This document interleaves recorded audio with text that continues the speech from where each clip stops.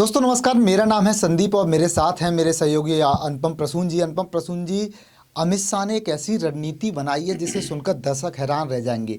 जब बिहार की जीत का पूरा जश्न एनडीए मना रही थी, भाजपा के कार्यकर्ता सड़क पर लड्डू बांट रहे थे, उसी समय एक व्यक्ति कैमरे से दूर रहता है, बंद कमरे में पश्चिम बंगाल चुनाव की रणनीति बनाता है। 20 नवंबर को बिहार में मुख्यमंत्री चुना जाना है, लेकिन उससे पहले अमित शाह ने पश्चिम बंगाल को कैसे जीता जाए, पश्चिम बंगाल का मुख्यमंत्री कैसा होगा, ये सब रूपरेखा तैयार कर दी हैं। संदीप, आपने सिर्फ अमित शाह का जिक्र किया। मैं चाहता हूं कि इसमें बीजेपी के तमाम लीडर्स का जिक्र होना चाहिए। और आज लोगों को ये भी पता चलना चाहिए कि जो लोग ये कहते हैं कि ईवीएम हैक कर लिया, जो लोग ये कहते हैं कि एसआईआर लागू करके वोटर्स काट दिए, उनको भी आज दिमाग खोलकर हमारी ये रिपोर्ट सुननी चाहिए, देखनी चाहिए और ये समझना चाहिए कि बीजेपी चुनाव कैसे जीतती है। तो इसलिए ये वीडियो थोड़ा सा बड़ा हो सकता है। मैं अपने तमाम दर्शकों से कहूँगा कि आप थोड़ा तसल्ली से इस पूरे वीडियो को देखिएगा। ठीक, अभी 14 तारीख को बिहार चुनाव के नतीजे आए। आपने देखा तमाम जगहों पर लड्डू बांटे गए, तमाम जगहों पर पूरा जश्न मनाया गया। हर स्टेट में जहाँ बीजेपी है, जहाँ बीजेपी नहीं है, वहाँ भी पूरी खुशी मनाई गई। लेकिन क्या एक नाम मुझे आप बता दीजिए कि बीजेपी का कोई बड़ा लीडर उस दिन बिहार में नाच रहा हो या बिहार में उस दिन लड्डू बांट रहा हो। बिहार के लोकल लीडर्स, बिहार प्रदेश के लीडर्स, बिहार कार्य समिति के लीडर्स कर रहे थे। लेकिन जो असली प्लानिंग थी वो आप समझिए। पहले धर्मेंद्र प्रधान को लगाया गया। आप बताइए कि उस दिन आप कहीं धर्मेंद्र प्रधान को अबीर गुलाल लगाते देख रहे थे? वो मेन फ्रेम से आउट थे। और देखिए, एक नहीं बल्कि मैं कहूँगा 2-3 ऐसे लीडर्स थे जिनका नाम तो लिया ही नहीं गया, मीडिया ने भी नहीं लिया, और वो नाम आने चाहिए। और केशव प्रसाद मौर्य ने जो संगठन में बनाया, जो रचा, जो उन्होंने चक्रव्यूह रचा फंसाने के लिए। लोग कहते हैं ना, केशव प्रसाद मौर्य को उत्तर प्रदेश में भी बहुत लोग हल्का में ले लेते हैं, बहुत हल्के में लिया जाता है उनको। अलग बात है, कुछ लोग कहेंगे अरे ये तो अपना चुनाव नहीं जीत पाते। रुकिए, थोड़ा ठहरिए। चुनाव जीतना और चुनाव जितवाना दोनों में फर्क होता है। केशव प्रसाद मौर्य को चुनाव जीतना आता है। फूलपुर से जब सांसद बने थे तब उन्होंने साबित कर दिया था। और चुनाव जितवाना भी आता है और प्रचंड बहुमत से जितवाना आता है, ये उन्होंने बिहार चुनाव में साबित किया। सह प्रभारी थे वो। टिकट बंटवारे में, टिकट की स्क्रीनिंग में एक एक फाइल पढ़ना, एक एक नेता के पूरे रिकॉर्ड, उनकी हिस्ट्री, उनका बैकग्राउंड, किस पे कितने क्रिमिनल केस हैं, कौन इफेक्टिव है, कौन जिताऊ है, कौन नहीं जिताऊ है।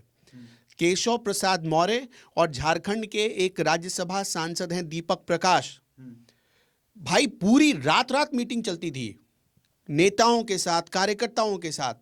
कहीं आप मुझे बताइए कि केशव प्रसाद मौर्य का किसी ने नाम तक लिया हो। तारीफ करनी होगी धर्मेंद्र प्रधान की। देखिए, बीजेपी के पास 2 अमित शाह और हैं। एक अमित शाह जो है ना, उनके अलावा भी 2 अमित शाह हैं।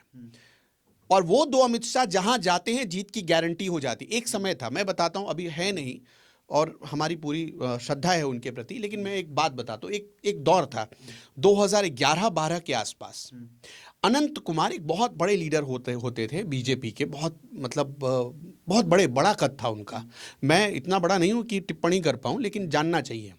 उनके बारे में एक लाइन कही जाती थी और विपक्ष के लोग ही कहते थे कि ये बीजेपी के भस्मासुर हैं। भस्मासुर क्यों कहा जाता था? उनको जिस भी स्टेट का प्रभारी बना दिया जाता था वहां बीजेपी हार जाती थी। अच्छे खासे स्टेट में जहां बीजेपी रूल कर रही है, अच्छे खासे पोजीशन में है, अगर अनंत कुमार को वहां भेजा गया, बीजेपी हार गई। तो उनको विपक्ष ने कहना शुरू कर दिया, क्या? बीजेपी का भस्मासुर। लेकिन आज कोई किसी बीजेपी नेता के बारे में ऐसा कहने की हिम्मत नहीं कर सकता है। जानते हैं क्यों हिम्मत नहीं कर सकता है? जब हम ये कहते हैं तो ये नहीं कि पुलिस का खौफ, कोई और खौफ, ये नहीं, क्योंकि उन्होंने अपने परिश्रम से, अपनी रणनीति से साबित किया है खुद को। पहला नाम मैंने आपको कहा ना कि 2 और अमित शाह हैं। एक अमित शाह के अलावा भी 2 और अमित शाह हैं, और वो जीत की गारंटी बीजेपी के लिए लिखते हैं। एक का नाम है भूपेंद्र यादव, दूसरे का नाम है धर्मेंद्र प्रधान। बिहार की इस प्रचंड जीत के पीछे धर्मेंद्र प्रधान का सबसे बड़ा रोल था।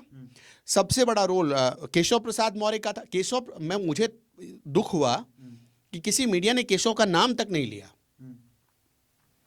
अरे भाई, उस आदमी की संगठन में इतनी जबरदस्त पकड़ है, वो आदमी नेता को देखकर सामने बात करके उसकी नब्ज पकड़ लेता है कि क्या इसने किया है और क्या कर सकता है।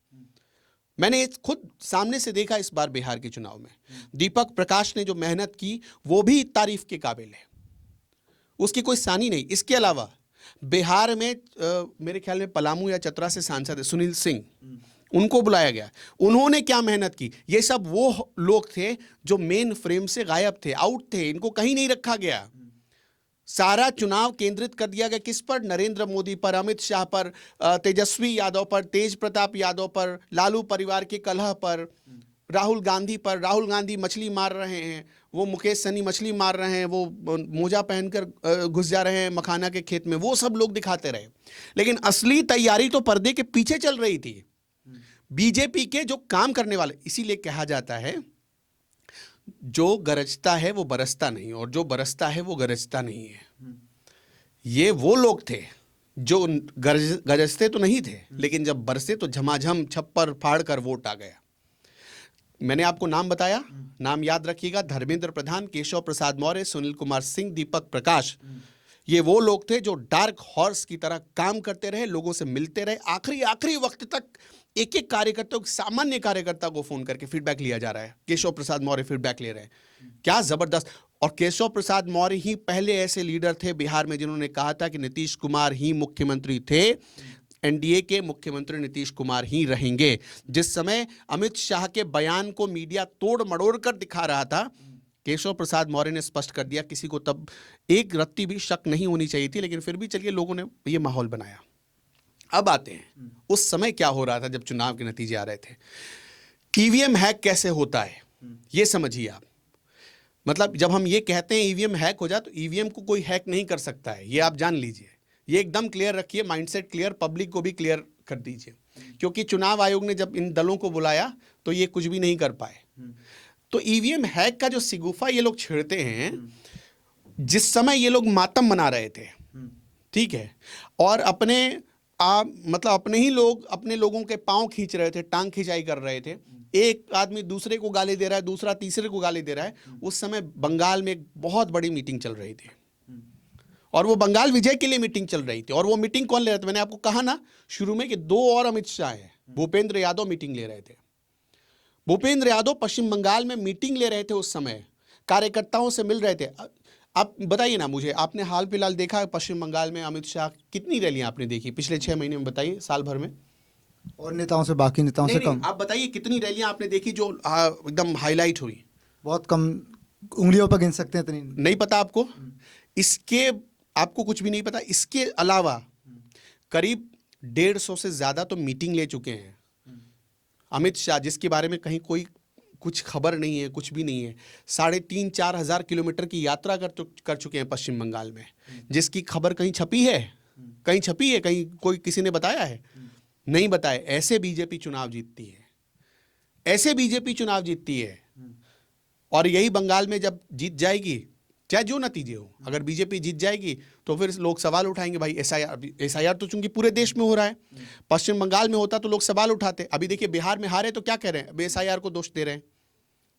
ठीक, मैं वही कहना चाहता हूं कि भाई आपकी तैयारी अधूरी है, आप अधूरी तैयारी के साथ जा रहे हो, हार जाते हो तो फिर ईवीएम को दोष देते हो, चुनाव आयोग को कोसते हो, ज्ञानेश कुमार को कोसते हो, फिर कहते हो कि भाई लोकतंत्र नहीं बचा है, बीजेपी ने लोकतंत्र को हैक कर लिया, ईवीएम हैक कर लिया।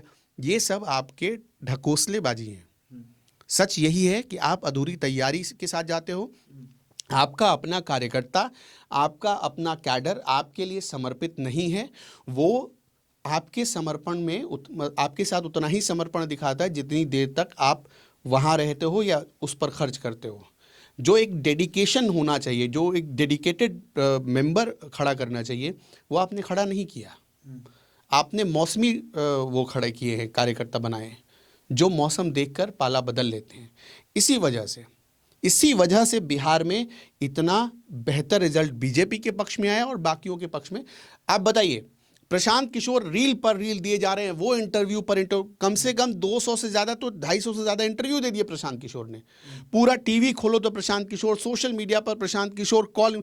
मैं बिहार का हूँ, अरे दिन भर में 50 कॉल आ रहे थे प्रशांत किशोर के मुझे IVR पर। अब आप मुझे बताइए कि इतना करने के बाद अब कहाँ, आपको क्या मिला? आपके हाथ तो खाली हैं। और जिसने कुछ नहीं किया, जिसके एक कॉल नहीं आए मेरे पास, जिसने मतलब आप जिसका टीवी इंटरव्यू नहीं हुआ, अब मोदी का कोई इंटरव्यू देखा आपने? पूरे चुनाव बताइए आप, बिहार चुनाव में मोदी का कोई इंटरव्यू आया? अमित शाह का कोई इंटरव्यू आया? नीतीश कुमार का कोई इंटरव्यू आया? नीतीश कुमार के चेहरे पर लड़ा जा रहा था, कोई इंटरव्यू आया? चिराग पासवान का आया, मुश्किल से 10 इंटरव्यू आए होंगे। उपेंद्र कुशवाहा का कोई इंटरव्यू आया? जीतन राम मांझी का कोई इंटरव्यू आया? बताइए आप। लेकिन और ये लोग अब मैं बता रहा हूँ ना, ये लोग बैठ के दे इंटरव्यू दे रहे थे। अभी आप देख लीजिएगा, उत्तर प्रदेश का चुनाव आएगा ना, चुनाव से 6-7 महीने पहले से अखिलेश यादव जो इंटरव्यू देना शुरू करेंगे टीवी चैनलों को, कभी वो अपने शीश महल पर देंगे, कभी वो स्टेडियम में देंगे, कभी पूरा इवेंट बना देते हैं ये लोग। और जो सिंपल सा इंटरव्यू आता, देखिए अमित शाह ने न्यूज चैनलों को जो इंटरव्यू दिया 4-5, बस वही इंटरव्यू लोगों ने देखा बिहार चुनाव पर। इसके अलावा किसी भी बीजेपी के बड़े लीडर का इंटरव्यू आपने नहीं देखा होगा। ये होता है बीजेपी का कॉन्फिडेंस, क्योंकि उसको पता है हमने जमीन पर तैयारी की है। क्या लग रहा है अनुपम जी, जो माइक्रो मैनेजमेंट बीजेपी ने बिहार में बनाया, क्या 2026 में जो चुनाव पश्चिम बंगाल का होना है, पूरी रणनीति बना ली है बीजेपी ने? आपको क्या लगता है कि बीजेपी बैठी हुई थी इतने दिनों तक? जब ये मीटिंग चल रही थी ना, वहाँ पर शुवेंदु अधिकारी थे, नेता विपक्ष हैं वो, शुवेंदु अधिकारी थे, बीजेपी के सांसदों को वहाँ पर बुलाया गया था। इसके अलावा बीजेपी आपने देखा मिठाई बांटते हुए एक कार्यकर्ता ने बिहार जीत पर मिठाई बांटी, उसको कोलकाता में पीट दिया गया, एकदम लहूलुहान कर दिया गया। उसके लिए सारे नेता चले गए। वहाँ पर पश्चिम बंगाल में आप जब किसी दूसरी पार्टी से हैं और लगता है टीएमसी को कि वो खतरे में पड़ जाएगी, तो वहाँ पर मारा पीटा जाता है, जान भी जा सकती है आपकी। लेकिन बीजेपी के कार्यकर्ताओं को हैट्स ऑफ कि वो इसके बाद भी डटे हैं, टिके हैं और अपना बेस्ट दे रहे हैं लगातार लंबे समय से। और यही चीज़ बताता है कि बीजेपी का ये जुझारूपन उसके लिए कुछ अच्छे परिणाम लेकर आ सकता है। तो दोस्तों, अनुपम जी ने बताया आखिरकार बीजेपी कैसे ईवीएम हैक करती है, कैसे एसआईआर वोट चोरी का जो आरोप बीजेपी पर लगती है, उसके पीछे कितने कारण हैं बीजेपी के जो हमेशा उसे जीत में बदल दे देती है। मेरी और अनुपम जी की रिपोर्ट आपको लगातार पसंद आ रही है। कमेंट में आप लोग तमाम तरह की राय हमें दे रहे हैं, सुझाव हमें दे रहे हैं, तारीफ हम रिपोर्ट्स की कर रहे हैं। लगातार इसी तरीके से हमें आगे मार्गदर्शन करते रहिए। कमेंट बॉक्स आपका इंतजार कर रहा है। धन्यवाद।